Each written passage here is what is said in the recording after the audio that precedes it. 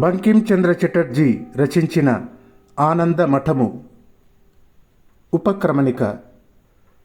అత్యంత విస్తృతమైన అరణ్యం. ఆ అరణ్యములో ఎక్కువ భాగము పత్తి చెట్లు. విచ్ఛేద శూన్యము, ఛిద్ర శూన్యము అయిన ఆ అడవిలో కాలిదారి అనేదే లేకుండా ఉంది. పశు పక్షాదుల సవ్వడి తప్ప అక్కడ ఇంకే విధమైన చప్పుడు వినిపించదు. అది విస్తృతమైన, అగమ్యమైన, అంధకారమయమైన అడవి. అందున రాత్రి సమయం, అర్ధరాత్రి. చీకటి దట్టంగా అలుముకుంది. అడవికి బయట కూడా చీకటి తెరలు వ్యాపించి ఉన్నాయి. కంటికి ఏమీ అగుపించడం లేదు. అడవి లోపల భయంకరమైన అంధకారం. పశు పక్షాదులన్నీ నిశ్శబ్దంగా ఉన్నాయి. ఈ అనంత శూన్య అరణ్యములో అంధకారం అంటే ఏమిటో బాగా తెలిసి వస్తుంది. భయానకమైన నిశ్శబ్దతను భేదిస్తూ ఈ ధ్వని వినవచ్చింది. నా మనోరథం నెరవేరదా, ఈ విధంగా నా మనోరథం నెరవేరదా అంటూ 3 పర్యాయాలు నిశ్శబ్ద అంధకారం నుండి చొచ్చుకొని రాగా, దానికి బదులుగా ఏమిటి నీ నిశ్చయం అని వినపడింది. అప్పుడు జవాబుగా జీవ సర్వస్వము అని వినపడింది. దానికి ప్రతిశబ్దంగా జీవనము తుచ్చమైనది, అందరూ దానిని త్యాగం చేయగలరు అని శబ్దం వినపడగా, అయితే ఇంకా ఏమున్నది అనే శబ్దం వినపడింది. జవాబు వచ్చింది, భక్తి అని. వంగ సంవత్సరం 1176. వేసవి కాలంలో ఒకరోజు పదశిహ్న గ్రామం అనే పేరు కలిగిన ఆ ఊళ్ళో ఎండవేడమి ఎక్కువగా ఉంది. గ్రామంలో అనేక ఇండ్లు ఉన్నాయి. అయితే మనుషులు ఎవరూ అగుపించటం లేదు. పెద్ద బజారులో గొప్ప గొప్ప దుకాణాలు, రకరకాలైన కొట్లు, చిన్న సందుల్లో మట్టి ఇండ్లు, మహాభవంతులు ఇలా అనేకం ఉన్నాయి. అయితే ఈరోజు అంతా నిర్మానుష్యంగా ఉంది. దుకాణదారు అక్కడి నుండి ఎలా పారిపోయాడో ఎవరికీ తెలియకుండా ఉంది. ఈరోజు బజారంతా ఎంతో కలకలలాడుతూ బేరసారాలతో సంతలాగా ఉండవలసిన రోజు. అయితే ఎందుచేతనో శూన్యంగా ఉండిపోయింది. భిక్ష జరగవలసిన రోజు ఈరోజు. కానీ భిక్షకులు ఎవరూ అగుపించటం లేదు. సాలెవాళ్ళు తమ మగ్గాలను కట్టిపెట్టి ఇండ్లల్లో ఏడుస్తూ కూర్చున్నారు. వ్యవసాయదారులు తమ వ్యవసాయం మర్చిపోయి పిల్లల్ని ఒడులలో పడుకోబెట్టుకొని విహ్వలులై ఉన్నారు. దాతలు తమ దానధర్మాలు మానివేశారు. ఉపాధ్యాయులు బడిని బంద్ చేసి వేశారు. బహుశా పిల్లలు సైతం ఏడుపు మానివేసి ఉంటారు. రాజపదంలో ఇప్పుడు ప్రయాణికులు ఎవరు నడవడం లేదు. సరోవరాల దగ్గర స్నానార్థం కూడా ఎవరు గుమి కూడటం లేదు. ఇంటి గుమ్మాల ముందు సైతం ఎవరు కనిపించటం లేదు. చెట్లపైన పక్షులు కూడా అగుపించటం లేదు. అంతా శ్మశానం మోస్తరుగా ఉన్నది. ఒక పెద్ద భవనం కనిపిస్తున్నది. ఆ భవన శీర్షం గగనాన్ని చుంబిస్తున్నట్లుగా ఉన్నది. అరణ్య ప్రాంతంలో శైల శిఖరంలాగా అది అగుపిస్తున్నది. కానీ దాని తలుపులు మూసి ఉన్నాయి. ఎవరూ వచ్చి వెడుతూ ఉండటం అగుపించటం లేదు. గాలి కూడా లోపలికి దూరలేదేమో అనిపిస్తున్నది. రాత్రి అంధకారములో ఆ భవనములో ఒక గదిలో అప్పుడే వికసించిన పుష్పాల వలె దంపతులు కూర్చొని ఆలోచన చేస్తున్నారు. వారి ఎదట కరువు వికటాట్టహాసం చేస్తున్నట్లు ఉంది.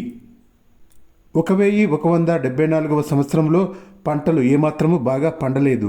అందువల్ల 1175లో కరువు వచ్చింది. భారతవాసి కష్టంలో పడిపోయాడు. కానీ నవాబులు మాత్రం తమకు రావాల్సిన పన్నులను పైసలతో సహా వసూలు చేస్తున్నారు. దరిద్రంతో తల్లడిల్లిపోతున్న ప్రజలు రోజుకు ఒక పూట మాత్రమే భోజనం చేస్తున్నారు. పైసలు కూడబెట్టి పన్నులు బకాయి లేకుండా చూసుకున్నారు. మరో సంవత్సరం సకాలంలో వర్షాలు పడ్డాయి. రైతులు చాలా ఆనందించారు. పంటలు బాగా పండుతాయని ఆశించారు. దేవతలు ప్రసన్నులు అయ్యారని సంతోషించారు. గ్రామాలలోని మఠాలలో, మందిరాలలో గానా బజానా తిరిగి ప్రారంభం అయ్యింది. స్త్రీలు తమకు నగలు చేయించవలసిందిగా భర్తలతో తగవులు ఆడుతున్నారు.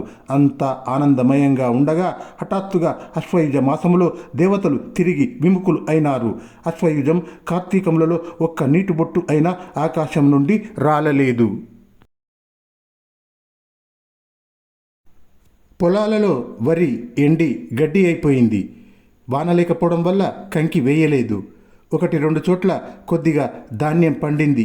కానీ దానిని తమ సైన్యం కోసం రాజుగారు కొనివేశారు. అందువల్ల జనానికి భోజన ప్రాప్తి లేకుండా పోయింది. ముందు ఒక పూట పస్తు ఉండటం ఆరంభించారు. ఒక్కొక్కసారి ఈ పూట అయినా అర్ధాకలితోనే లేచిపోవలసి వచ్చేది. తర్వాత ప్రతిరోజు ఉపవాసమే అయిపోయేది. చైత్రమాసంలోని పంట నోటి దగ్గరికి వస్తూనే మాయం అయిపోయింది. అయితే పన్నులు వసూలు చేసే ఆఫీసర్ మహమ్మద్ రజాఖాన్ మటుకు తన ధనార్జనకు ఇదే తగిన సమయమని ఆనందించాడు. పన్నును ఒక్కమారుగా 10% పెంచివేశాడు. వంగదేశంలో ఇంటింటా ఆర్తనాదాలు వినిపించసాగినాయి. మొదట ప్రజలు భిక్షుక వృత్తి ఆరంభించారు. కానీ బిచ్చం కూడా దొరకకుండా పోయింది. అప్పుడు ఉపవాసాలు ఆరంభించారు. ఆ పైన వారికి రోగాలు రాసాగినాయి. వ్యవసాయపు పరికరాలైన నాగళ్ళు, ఒక్కులు, తాళ్ళు, వేళ్ళు అమ్ముకున్నారు. విత్తనాల కోసం అట్టే పెట్టుకున్న ధాన్యము అమ్ముకున్నారు. ఇండ్లు వాకిళ్ళు అమ్ముకున్నారు. పొలాలు అమ్ముకున్నారు. దీని తర్వాత ప్రజలు పిల్లల్ని అమ్ముకోవడం ప్రారంభించారు. పిల్లలు అయిపోయిన తర్వాత గృహలక్ష్మిని అమ్మసాగారు. ఆ పైన బాలబాలికలను, భార్యలను అమ్ముతామంటే మాత్రం కొనేవారు ఎవరున్నారు? అందరము అమ్ముతాము అనేవారే. కానీ కొనేవారు ఎక్కడ ఉన్నారు? ఆకలి బాధకు తట్టుకోలేక ప్రజలు ఆకులు అలములు తిని కడుపు నింపుకోసాగారు. నీచ జాతులకు చెందిన వాళ్ళు కుక్కలను, పిల్లులను, ఎలుకలను చంపి తినసాగారు. ఈ దేశం వదిలి పారిపోయిన వాళ్ళు విదేశాలలో అన్నాహారాలు లేక మరణించారు. పారిపోకుండా ఇక్కడే ఉన్నవాళ్ళు అయినవి కానివి తిని రోగాలు తెచ్చుకొని ఇక్కడే చనిపోయారు. రోగాలు బాగా విస్తరించడానికి ఇదే సమయము. జ్వరము, మశూచికము, క్షయ, కలరా ఇటువంటి అంటువ్యాధులు బాగా వ్యాపించాయి. మశూచి, జ్వరం బాగా వ్యాపించింది. ఇంటింటా మహమ్మారికి గురి అయి ప్రజలు చనిపోతున్నారు. వీళ్ళందరికీ ఎవరు సేవలు చేస్తారు? నీళ్లు, పాలు ఎవరు ఇస్తారు? చికిత్స లేదు, ఆలన లేదు, పాలన లేదు. చనిపోయిన వారి శవాలను కూడా ఎవరు ఎత్తివేయడం లేదు. అతి రమణీయము, మనోహరము అయిన ఇండ్లు వాకిళ్ళు ఇటువంటి మరణాలతో నిండిపోతున్నాయి. ఇంటిలో ఎవరికైనా మశూచికం అంటుకున్నది అంటే తతిమ్మవారు ఆ ఇంటిని వదిలి పరుగులు తీస్తున్నారు. పదచిహ్న గ్రామంలో గణనీయమైన వ్యక్తి మహేంద్ర సింహుడు. అతను చాలా ఐశ్వర్యవంతుడు. అయినా ఈ కరువు మూలంగా బీదవారు, భాగ్యవంతులు ఒకటే అయిపోయారు. ఈ సమయంలో రోగగ్రస్తులై అతని ఆత్మబంధువులు, స్వజనము, నౌకర్లు, చాకర్లు అందరూ వెళ్ళిపోయారు. చనిపోయిన వారు చనిపోయారు. తతిమ్మవారు పారిపోయారు. ఇప్పుడిక ఆయన భార్య, బిడ్డ మాత్రము మిగిలి ఉన్నారు. ఆయన భార్య కళ్యాణి ఆలోచనలు కొద్దిసేపు పక్కకు నెట్టి గోశాలకు వెళ్ళింది. ఆవు పాలు తీసుకువచ్చింది. తానే స్వయంగా పితుక్కు వచ్చింది. పాలు వెచ్చిచేసి అమ్మాయి చేత తాగించింది. ఆవుకు మేత వేసి వచ్చింది. ఆమె వచ్చి కూర్చున్న తర్వాత మహేంద్రుడు ఇక ఎన్నాళ్ళు సాగుతుంది అన్నాడు. ఎన్నో రోజులు గడవదు. ఎన్నాళ్ళు గడుస్తుందో అన్నాళ్ళు గడుపుదాం. ఆ తర్వాత మీరు అమ్మాయిని తీసుకొని పట్టణం వెళ్ళిపోండి. పట్టణానికి వెళ్ళడం తప్పనిసరే. అయితే ఇప్పుడు ఇక్కడ ఇలా కష్టపడటం ఎందుకు? ఇప్పుడే వెళ్ళిపోవచ్చును కదా అన్నాడు మహేంద్రుడు. దీని తర్వాత ఇద్దరు ఈ విషయమై చాలాసేపు చర్చించుకున్నారు. పట్టణానికి వెళ్ళినందువల్ల విశేష లాభం ఏదైనా ఉంటుందా అని అడిగింది కళ్యాణి. ఆ ప్రదేశం కూడా ఇలాగే జనశూన్యం అయిపోతుంది. ప్రాణరక్షణ ఉపాయం కూడా ఉండదు అనుకుంటాను. ముర్షిదాబాద్, కాసిం బజార్, కలకత్తా ఏదో నగరానికి వెళ్ళి ప్రాణరక్ష చేసుకుందాం. ఏమైనా త్వరగా ఈ గ్రామాన్ని వదిలి వెళ్ళడమే ఉచితమని తోస్తున్నది. మన పూర్వీకులు సంపాదించిన డబ్బంతా ఈ ఇంటి నిండా మూలుగుతున్నది. మనం వెళ్ళిపోతే దీన్ని దొంగలు దోచుకుంటారు. ఇప్పుడు దొంగలు దోచుకునేందుకు వచ్చినా మనం అడ్డుపడగలమా ఏమిటి? ఒక పక్క ప్రాణాలు పోతూ ఉంటే ఈ భోగభాగ్యాల గురించి ఆలోచన ఎందుకు? తలుపులన్నీ మూసి వెళదాం. బతికి బాగుంటే తర్వాత వచ్చి అనుభవించవచ్చును అంది కళ్యాణి. అయితే నీవు నడవగలవా? బోయిలందరూ చనిపోయారు. ఎడ్లు ఉన్నాయి కానీ బండి లేదు. బండి ఉంటే బండివాడు లేడు. ఎలా ప్రయాణం చేయడం? మీరేమీ విచారించకండి. నేను కాలినడకనే వస్తాను. కళ్యాణి తన మనస్సులో ఒక నిశ్చయానికి వచ్చింది. అదేమిటంటే మార్గమధ్యంలో తాను నడవలేక చనిపోయినా బిడ్డ, భర్త క్షేమంగా ముందుకు వెళ్ళగలుగుతారు.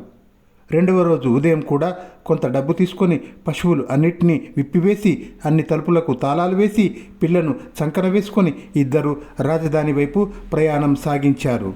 మహేంద్రుడు దారి చాలా సంకీర్ణంగా ఉంటుంది. అడుగడుగున దొంగల భయం ఉంటుంది. ఉత్త చేతితో వెళ్ళడం మంచిది కాదు అంటూ తిరిగి ఇంటికి వెళ్ళి తుపాకీ, తూటాలు తీసుకువచ్చాడు.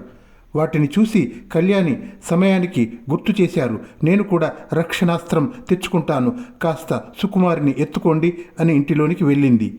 నీవేమి అస్త్రం తెస్తావు? కళ్యాణి ఇంటిలోనికి వెళ్ళి విషం ఉన్న డబ్బాను తన కొంగుకు ముడివేసుకొని యువతలికి వచ్చింది. దుఃఖ దినాలలో ఎటువంటి ఆపదలు వస్తాయో ముందు ముందు ఊహించలేము. ఈ ఆలోచనతోనే కళ్యాణి విషాన్ని సేకరించి చిన్న డబ్బాలో జాగ్రత్త చేసుకొని ఉన్నది. జ్యేష్ఠమాసం అవడం చేత భూమి అగ్నిగోళములా మండిపోతూ ఉన్నది. గాలిలో నిప్పు సెగలు వ్యాపిస్తున్నాయి. ఆకాశం కాలిన రాగి పల్లెంలాగా వేడిమిని ప్రసారం చేస్తున్నది. కళ్యాణి శరీరం నుండి స్వేదము ధారలుగా కారుతున్నది. ఆమె అడపాదడపా చెట్ల నీడల కింద కూర్చొని సేద తీర్చుకుంటూ అలాగే ఆయాసంతో నడక సాగిస్తున్నది. చెరువులలో దొరికిన మురికి నీరే త్రాగి దప్పిక తీర్చుకుంటున్నది. అమ్మాయిని మహేంద్రుడు ఎత్తుకున్నాడు. అప్పుడప్పుడు మహేంద్రుడు భార్యకు సపర్యలు చేస్తున్నాడు. కళ్యాణి ఇంత శ్రమకు ఓర్చుకొని ఈ విధంగా ప్రయాణం చేస్తూ ఉండటం మహేంద్రునికి ఆశ్చర్యం కలిగిస్తున్నది. దగ్గరలో ఉన్న ఒక జలాశయం దగ్గర అంగ వస్త్రం తడుపుకు వచ్చి అమ్మాయికి భార్యకు కాళ్ళు చేతులు ముఖం తుడిచాడు మహేంద్రుడు. ఈ సపర్యల వల్ల కళ్యాణికి కొంతవరకు సేద తీరింది. కానీ ఆకలి బాధ ఎక్కువ అవసాగింది. వారిద్దరూ ఎలాగో ఆకలి బాధను అణుచుకోగలుగుతున్నారు. కానీ అమ్మాయి సంగతి ఏమిటి? వారు తిరిగి నడక ప్రారంభించారు. ఆ అగ్ని తరంగాలను దాటుకుంటూ వెళ్ళి సంధ్యా సమయం కాకముందే ఒక బస్తీకి చేరుకున్నారు. బస్తీ చేరుకోవడంతో మహేంద్రునికి చాలా తృప్తి అయినట్లు అయింది. ఇక్కడ తన భార్యకు కుమార్తెకు భోజనాధికములు విశ్రాంతి లభిస్తాయని అతడి ఆశ.